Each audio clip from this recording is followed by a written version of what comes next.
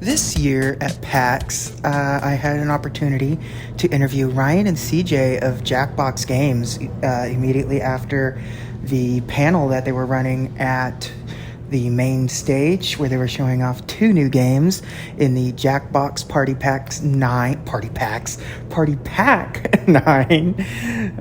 Quick Sort and Non-Sensory. It was a very, very fun stage show, and in the following interview you will hear them talk about things like what it goes into creating a Jackbox game and sort of the craziness that has gone from them growing to, starting off as sort of a small little party game thing to a company that is running massive stage shows on the main theater next to someone like the creator of the entire convention. And they were very nice. They were very personable guys to talk to. It was a very fun but short interview, and I appreciate the time that they gave me to talk to them. I think you'll enjoy the interview. I had a lot of fun doing it, and again, I'd like to thank Ryan and CJ for letting me interview them after the panel. Here's the interview. Thanks. Enjoy. A little less. Yeah, sure. Sure. And we're just a little more chill. So I watched the panel. I was in the audience. That was impressive how able you guys were able to just sort of have everyone in the palm of your hands out there. I've been doing these PAXs since day one. Yeah. This is what I've always done. I've been to the first one. I went to PAX East this year, where it was the first time I sat in one of your main show ones. I usually hang out by when you have the stage show. Or yeah, whatever. for sure. But that was the first time I'd been to one of the main theater shows that you guys have done. And it's impressive just how much you're able to get an audience to interact, like for a game that can easily be just a couple of people. Sure. Or an entire room of people. Mm-hmm. What's it feel like to just see like the evolution? You've kind of cornered the market for this type of game. There's not you're pumping them out. This is the ninth one. Ninth one. Yeah. And You Don't Know Jack has been around since. Time immemorial. Yeah, it's my first computer. You Don't Know Jack on. I remember a sleepover where we played You Don't Know Jack, and that was always my when I applied for the job, I was like, the sleepover game.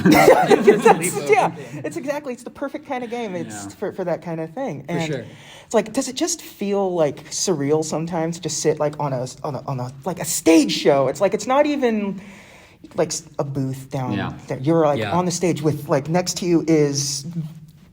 Jerry, for sure. And East one, I think you had, I'm a wrestling fan, so I saw Austin Creed. Oh my God.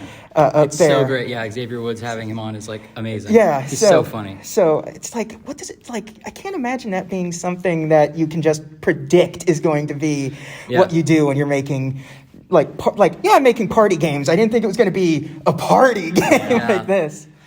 It's huge. I mean, I've been a fan of You Don't Know Jack for my whole life since it came out, essentially. When I was younger, I've been a fan of Penny Arcade for pretty much its whole thing. Yeah. So being able to say this, hey, here's Jerry Holkins playing our game, something I hadn't involved with it's still a little bit surreal. It's so cool.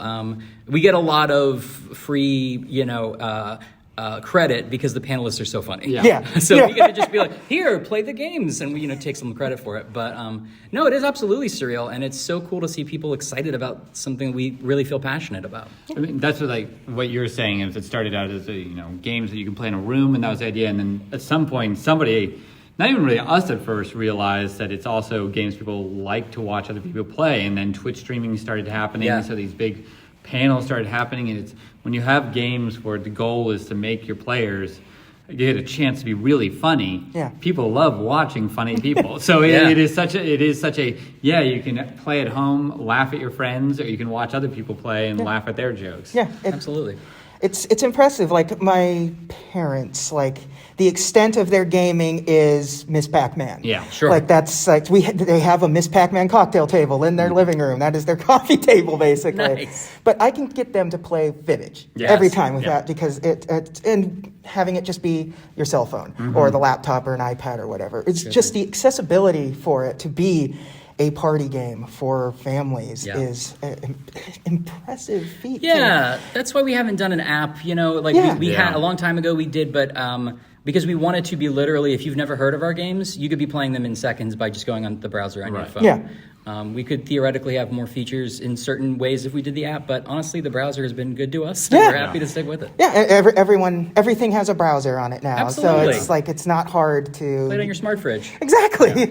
Somebody's toasters can play Drawfee or Drawful or something. Absolutely. Yeah. Speaking of Drawfee, that's like one of the things. Like We love Drawfee. yeah, I love Drawfee, and it's you guys have so many different types of games that you can make it. You can have entire streams just hyper specific to something like Drawfee. Right. Well, constantly do like TKO Right. or whatever. Do you, when you're making games, do you ever think that way when games are pitched and what, like just very specific use case streams and things like that? Or We is it try to just- go pretty broad, Yeah. but it's certainly sometimes things do come up where we go, oh, this will especially be great for such and such. Yeah. You know, And there's kind of a balance to the pack. It's Yeah. not so much that you're really aiming at any specific thing, but maybe we have 3 games we feel like this is strong for the pack. It's like, okay, what are these 3 games not doing? Yeah. Like, are we... can we fill a gap in? Yeah, exactly. Right. And it's just that idea of like, oh, do we want another, maybe a social deduction game? Maybe do we want the trivia? Yeah. Do we want more comedy games? And so then, yeah, that way we can kind of look at, just make sure we're spread out and everybody's got something that they really love in the pack. Right. There's no rule about what pack 1 of the game is, but when you get to pack 5, it's like, well, what haven't we done? Yeah. Okay. Let's try to Yeah. figure out that. That was kind of my next question. Yeah, exactly. Like, I assume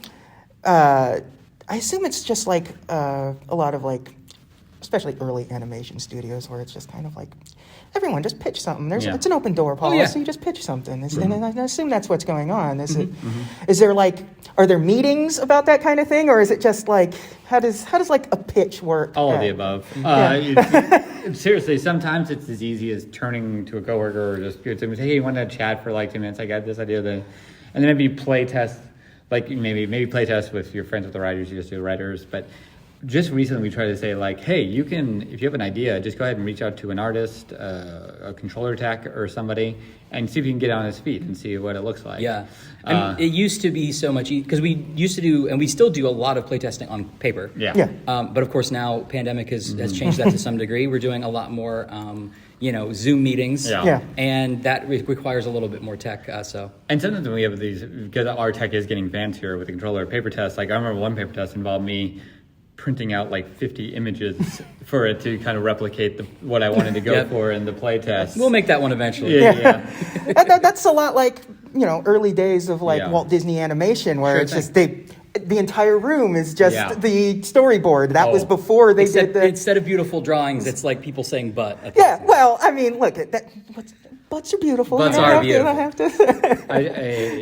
Clay McFadden, who was one who conceptualized the Blather round from a previous pack, she had this huge scale thing that she made by hand in order to kind of replicate going back and forth. How close are you to the answer? Right. That did not end up in the game. But like the centerpiece of her playthrough was that, and then it's like, okay, that's good. I don't know if we need that. This idea. Also, like with weapons drawn, there's the whole thing about like hiding secret information and whether or not you found it. So playtesting that without a computer is just sort of like, slack me what you think it is. I'll look in a list, tell you if it's right. It's like with weapons drawn, we love this game, but we've never had a playtest that was less than an hour and a half. Are you sure? And we're like, no, once we make it a computer game, I swear to God. And even the most recent one, 54, this is the first time we're doing video prompts or questions. Yep. And that started off with me just downloading the movies and then cutting them in Apple Editor. He's like, okay, this is kind of what it's going to look like. Yeah. And so like just real quick slapdash, learning how to edit film real fast. I've been there. It's Yeah. like, well, I got to teach myself something new if I exactly. want this to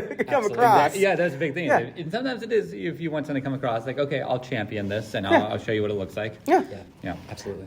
Awesome. Well, I won't take up any more of your time, guys. Sure. I appreciate Oh, thanks it. so much. I had so much fun at the panel. I really liked the sorting game in particular. Good, That I'm one, so glad. That one stressed me out. As I said, I'm a Disney fanatic. Yeah. So when you had them sorting the Disney release dates, like that's Separate of side questing, I do a Disney podcast where Sure. we're chronologically going through Yeah. Disney films. So doing that is like, this is my show. I know Yes. what like this is stressing me out. We too. wanted you to be angry in just the right way. Yes, Yeah. you did it. As You we said, succeeded. There's different games for everyone. Yeah. Some of these games are better in small groups. Maybe you get more inside jokes. And Yeah. some of these are best in some sort of battle arena Yeah. where you cry for blood. Yeah, and it being team based really, Yeah. really helps, because I don't think a lot of people would be able to necessarily know that. What was the Wolf? Oh, yeah. Wolferoni. Wolferoni. Not a real superhero. Not a real turns out. superhero, it One- turns out. Some of our fantastic Jackbox writers, right off the dome. I Listen, know. listen. One day it'll be real. Yeah, listen, after enough people have seen this stream, watched Yeah. the VODs or something, there's going to be Wolferoni Yeah. fan art for sure. They'll put out- Probably by, what time is it? It is 5:36. By 6 o'clock, you'll have multiple. You'll be added. They'll put out a Wolferoni asylum film, and your grandma will buy it. Yeah. On accident. Right. Yeah. Yeah, Yeah. that's right. Yeah, huge jacked man. Yeah. Yeah, awesome. Well, so when's the new one come out? You said fall of this year, This Jackbox fall. Party Pack? Yeah. All right. Usually somewhere before the holidays. Okay. Awesome. Thank you guys very much so much. again. Thank I you. So great to appreciate talk to you. it. Thanks. Talk Yeah, to yeah, you yeah. too. Thanks so much. All right. Have a good day. Thank you. You too. Appreciate it. Just kill my head.